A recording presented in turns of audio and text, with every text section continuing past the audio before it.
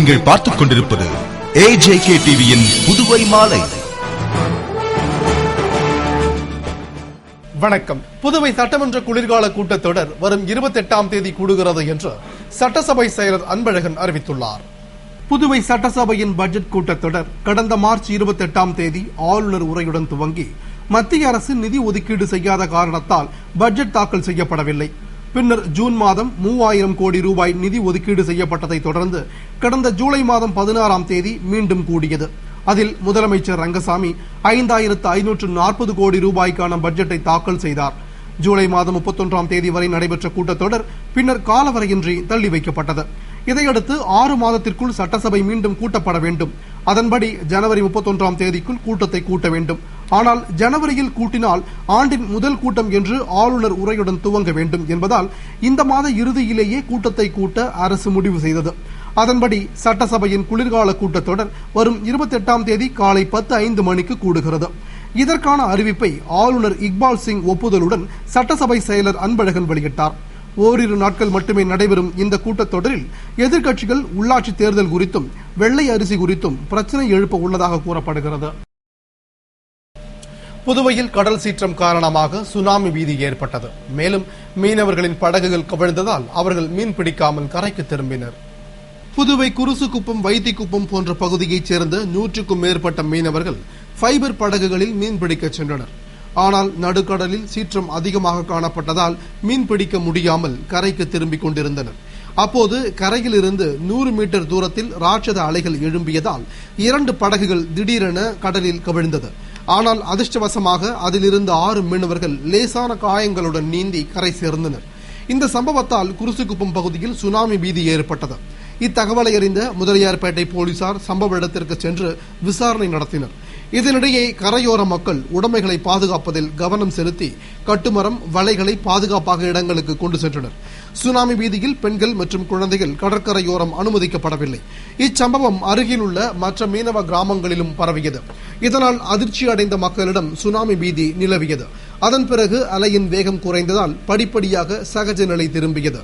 இதனால் அப்பகுதியில் பெரும் பரபரப்பு ஏற்பட்டது.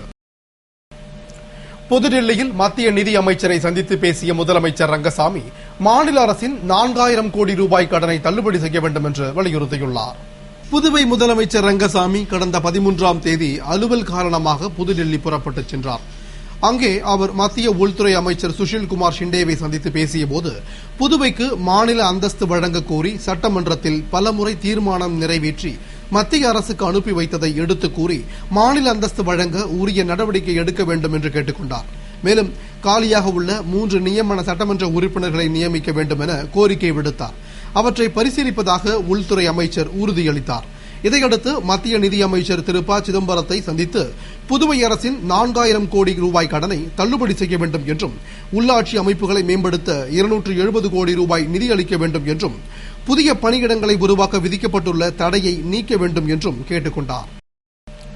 புதுவை காராமணி குப்பத்திற்கு வழிமாறி வந்த மூதாட்டியை AJK செய்தியில் ஒளிபரப்பானதை கண்டு மீட்ட உறவினர்கள் AJK டிவி நிறுவனத்திற்கும் மூதாட்டிக்கு உதவிய பொதுமக்களுக்கும் நன்றி தெரிவித்துக் கொண்டனர்.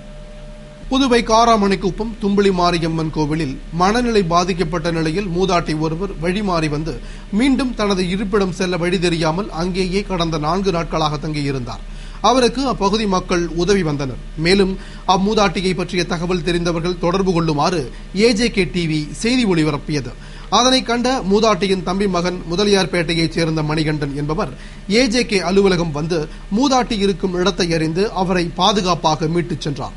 மேலும் மூதாட்டிக்கு உணவு மற்றும் உதவிகளை அளித்த பொதுமக்களுக்கும் அவரை பற்றிய செய்தியை ஒளிபரப்பிய AJK டிவி நிறுவனத்திற்கும் ஊழியர்களுக்கும் அவர் நன்றி தெரிவித்துக் கொண்டார்.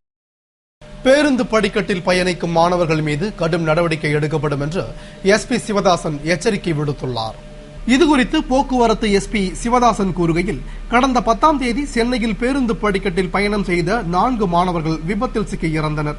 இந்த வழக்கை விசாரணைக்கு எடுத்துக்கொண்ட சென்னை உயர்நீதிமன்றம் கடந்த 12ஆம் தேதி பேருந்து படிக்கட்டில் மாணவர்கள் பயணிப்பதை பார்த்தால் அதை பற்றி காவல்துறையினர் சம்பந்தப்பட்ட கல்வி நிறுவனம் மற்றும் பெற்றோருக்கு தகவல் தெரிவிக்க வேண்டும் என்றும் ஒரு மாணவன் 3 முறை இதேபோன்ற செயல்களில் ஈடுபட்டால் சம்பந்தப்பட்ட கல்வி நிறுவனம் தவறு செய்த மாணவனின் பெற்றோரிடம் விளக்கம் கேட்டு பின்னர் அவனை கல்வி நிறுவனத்திலிருந்து நீக்க வேண்டும் என்று உத்தரவிட்டது. இந்த உத்தரவு புதுவைக்கும் பொருந்தும் என்பதால் பேருந்து படிக்கட்டில் பயணம் செய்யும் மாணவர்கள் மீது கடும் நடவடிக்கை எடுக்கப்படும் என்றும் படிக்கட்டில் பயணம் செய்ய அனுமதிக்கும் ஓட்டுநர்கள் மற்றும் நடத்துனர்கள் தண்டனைக்குரியவர்கள் என்றும், எனவே மாணவர்கள் நலன் கருதி உயர்நீதிமன்ற உத்தரவை தொடர்ந்து புதுவை கல்வி நிறுவனங்கள் இதனை நிறைவேற்ற வேண்டும் என்றார். தொடர்ந்து படிக்கட்டில் பயணம் செய்யும் மாணவர்களின் பெயர் மற்றும் முகவரியை கல்வி நிறுவனங்களுக்கும் பெற்றோர்களுக்கும் போக்குவரத்து காவல்துறை அனுப்பி வைக்கும் என்று தெரிவித்தார். தொடர்ந்து நடத்துனரின் பேச்சை கேட்காத மாணவர்கள் பற்றி காவல் கட்டுப்பாட்டு அறைக்கு தெரிவிக்குமாறு அவர் கேட்டுக் கொண்டார். இந்த ஆண்டு +2 பொதுத் தேர்வை மார்ச் 1 முதல் 8ஆம் தேதிக்குள் முடிக்கவும், 10ஆம் வகுப்பு தேர்வை ஏப்ரல் 16ஆம் தேதிக்குள் முடிக்கவும் தேர்வுத்துறை முடிவு செய்துள்ளது. தமிழகம் மற்றும் புதுவையில் ஆண்டுதோறும் மார்ச் மாதம் 1 அல்லது 2 ஆகிய தேதிகளில் 12ஆம் வகுப்பு தேர்வு துவங்கிவிடும். ஆனால் கடந்த ஆண்டு மார்ச் 8ஆம் தேதி துவங்கியதால் 10ஆம் வகுப்பு தேர்வும் காலதாமதமாக துவங்கியது. எனவே இந்த ஆண்டு +2 தேர்வை மார்ச் 1ஆம் தேதி முதல் 8ஆம் தேதிக்குள் துவங்க கல்வித்துறை தேர்வு பிரிவு அரசிடம் அனுமதி கோரியுள்ளது. அரசின் அனுமதி பெற்ற பின் தேர்வு அட்டவணையை வெளியிடும். 12ஆம் வகுப்பு தேர்வு அட்டவணையை பொறுத்துதான் 10ஆம் வகுப்பு தேர்வு துவங்குவது பற்றி முடிவு செய்யப்படும். எனினும் 10ஆம் வகுப்பு தேர்வை ஏப்ரல் 16ஆம் தேதிக்குள் முடிக்கவும் தேர்வுத்துறை முடிவு செய்து ஏற்பாடுகளை செய்து வருவதாக தெரிகிறது. புதுவை கோர்க்காடு அரசு மேல்நிலைப் பள்ளியில் நாட்டு நலப்பணி திட்டம் சார்பில் பல்வேறு போட்டிகளில் வெற்றி பெற்றவர்களுக்கு பரிசளிப்பு விழா நடைபெற்றது. புதுவை கோர்க்காடு அரசு மேல்நிலைப் பள்ளியும் நாட்டு நலப்பணி திட்டமும் இணைந்து பள்ளி மாணவர்களுக்கு பல்வேறு போட்டிகளை நடத்தியது. பள்ளி துணை முதல்வர் வெற்றிவேல் தலைமையில் நடைபெற்றது. விழாவில் சிறப்பு விருந்தினர்களாக திட்ட அலுவலர் பூபதி, திட்ட ஒருங்கிணைப்பாளர் திமோத் ஆகியோர் பங்கேற்று போட்டிகளில் வெற்றி பெற்றவர்களுக்கு பரிசுகள் வழங்கி பாராட்டினர். தொடர்ந்து மாணவர்களுக்கு பசுமை பற்றிய விழிப்புணர்வை ஏற்படுத்தும் வண்ணம் மரக்கன்றுகள் வழங்கினர். விழாவில் ஆசிரியர்கள், பெற்றோர்கள் மற்றும் மாணவர்கள் கலந்து கொண்டனர். விழாவிற்கான ஏற்பாடுகளை திட்ட அலுவலர்கள் செய்திருந்தனர். உள்ளாட்சி தேர்தலில் வெற்றி பெறும் நம்பிக்கை இல்லாததால் தான் முதலமைச்சர் ரங்கசாமி இடஒதுக்கீடு முறையில் சிக்கலை ஏற்படுத்தியதாக காங்கிரஸ் குற்றம் சாட்டியுள்ளது. இதுகுறித்து காங்கிரஸ் செய்தி தொடர்பாளர் வீரராகவன் கூறுகையில், புதுவை முதலமைச்சர் ரங்கசாமி கடந்த 3ஆம் தேதி தேர்தல் அறிவிப்பு என்ற நாடகத்தை துவக்கி 10 நாட்களுக்கு பிறகு தற்காலிகமாக முடித்து வைத்துள்ளதாகவும், இதற்காக நடைமுறையில் இருந்த இடஒதுக்கீடு முறையை உள்நோக்கத்தோடு சிக்கலை ஏற்படுத்தும் வண்ணம் மாற்றி அறிவித்து பின்னர் தன் கட்சிக்காரர் மூலமே நீதிமன்றத்தில் தடை உத்தரவு பெற்றுள்ளார். மேலும் மக்களுக்கு அதிகாரம் சென்றடையாதவாறு நிறுத்துகிற அவரது செயல்களை பற்றி மக்கள் நன்கு அறிவர். ஆனால் நம்பிக்கைதான் வாழ்க்கை என செய்தியாளர்களுக்கு பேட்டி அளித்த அவர், தேர்தலில் வெற்றி பெறுவோம் என்ற நம்பிக்கை இல்லாததால் ஜனநாயகத்திற்கு எதிராக செயல்படுகிறார். இதற்கு காலம் பதில் சொல்லும் என்று கூறினார். புதுவையில் மின்னணு முத்திரை தீர்வை சேவை 4 இடத்தில் துவங்க உள்ளதாக கலெக்டர் தீபக்குமார் தெரிவித்துள்ளார். இதுகுறித்து மாவட்ட கலெக்டர் தீபக்குமார் கூறுகையில், மின்னணு முத்திரை தீர்வை சேவை புதுவை சார் பதிவகத்தில் கடந்த 18/7/2012 அன்று முதல் அறிமுகப்படுத்தப்பட்டது. இதற்காக இந்திய ஸ்டாக் ஹோல்டிங் கார்ப்பரேஷன் லிமிடெட் சேவை மையத்தை துவக்கியுள்ளது. மேலும் பொதுமக்கள் இந்த சேவை வசதியை பயன்படுத்திக் கொள்ள எல்லைவெள்ளைச்சாவடி JK டவர் வளாகத்தில் அமைந்துள்ள இந்தியன் வங்கி மற்றும் மிஷன் வீதியில் உள்ள ஸ்டாக் ஹோல்டிங் கார்ப்பரேஷன் அலுவலகத்தில் மையங்கள் அமைக்கப்பட்டுள்ளது. இந்த சேவை திருப்திகரமாக செயல்பட்டு வருவதால் உழவர்கரை, பாகூர், வில்லியனூர் மற்றும் திருக்கனூர் ஆகிய சார் பதிவாளர் அலுவலகங்களிலும் பொதுமக்கள் வசதிக்காக வரும் 17ஆம் தேதி முதல் அறிமுகப்படுத்தப்படுகிறது.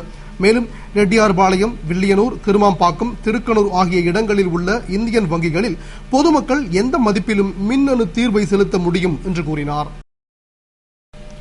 புதுவை ஜெயராணி அரசு உதவி பெறும் பள்ளியில் ஜெப வழிபாடுடன் கிறிஸ்துமஸ் விழா கொண்டாடப்பட்டது. புதுவை லால் பகதூர் சாலையில் உள்ள ஜெயராணி அரசு உதவி பெறும் பள்ளியில் கிறிஸ்துமஸ் விழா கும்பகோணம் மறைமாவட்ட அருட்தந்தை பிரான்சிஸ் அடிகளார் தலைமையில் பள்ளி தலைமை ஆசிரியை அருட்சகோதரி ஆல்மா பாத்திமா முன்னிலையில் ஜெப வழிபாடுடன் மிக ஆடம்பரமாக கொண்டாடப்பட்டது. விழாவின் ஒரு அம்சமாக ஏழைகளுக்கு செய்வதெல்லாம் இறைவனுக்கு செய்வதற்கு சமம், எனவே கிறிஸ்துமஸ் விழாவின் போது ஏழைகளுக்கு துணிகளையும் பொருட்களையும் உணவு வகைகளையும் பகிர்ந்து அளித்து அர்த்தமுள்ள கிறிஸ்துமஸை கொண்டாடி மகிழ்வோம் என்பதை உணர்த்தும் வகையில் நாடகம் நடைபெற்றது. தொடர்ந்து மாணவிகளின் நடனமும் நடைபெற்றது. நிறைவில் குடில் அமைக்கப்பட்டு அனைவருக்கும் இனிப்புகள் வழங்கப்பட்டது. புதுவை வில்லியனூர் மாதா கோவிலில் கிறிஸ்துமஸ் பண்டிகையை முன்னிட்டு சிறப்பு ஜெபம் மற்றும் சர்வ மதத்தினரின் பகிர்தல் விழா நடைபெற்றது. புதுவை வில்லியனூர் மாதா கோவிலில் இமாக்குலேட் பெண்கள் உயர்நிலைப் பள்ளி சார்பில் கிறிஸ்துமஸ் பண்டிகையை முன்னிட்டு இயேசுவின் திருவுருவம் மாணவிகள் முன்னிலையில் குடிலில் வைக்கப்பட்டு ஜெபத்துடன் சிறப்பு பிரார்த்தனை நடைபெற்றது. தொடர்ந்து பள்ளி தலைமை ஆசிரியை அருட்சகோதரி ரிச்சார்ட் தலைமையில் கிறிஸ்தவர்களின் செயல்பாடு மற்றும் ஏழை எளியோருக்கு உதவிட வேண்டும் என்ற நற்செய்தியை மக்களுக்கும் மாணவர்களுக்கும் உணர்த்திடும் வகையில் தங்களால் இயன்றதை இல்லாத பிறருக்கு வழங்கி உதவிடும் பகிர்தல் விழா சர்வ மதத்தின் சார்பில் நடைபெற்றது. விழாவில் இந்து, கிறிஸ்துவர், முஸ்லிம் என பாகுபாடு இல்லாமல் சர்வ மதத்தின் மாணவிகளும் பொதுமக்களும் பங்கேற்று தங்களால் முடிந்த பொருட்களை ஏழை எளியோருக்கு வழங்கி மகிழ்ந்தனர். விழாவிற்கான ஏற்பாடுகளை பள்ளி ஆசிரியர்கள் செய்திருந்தனர். புதுவை முத்தியால்பேட்டை கைரளி சங்கம் மற்றும் ஐயப்ப பக்தர்கள் சார்பில் ஐயப்ப விளக்கு பூஜையும் லட்சார்ச்சனை விழாவும் நடைபெற்றது.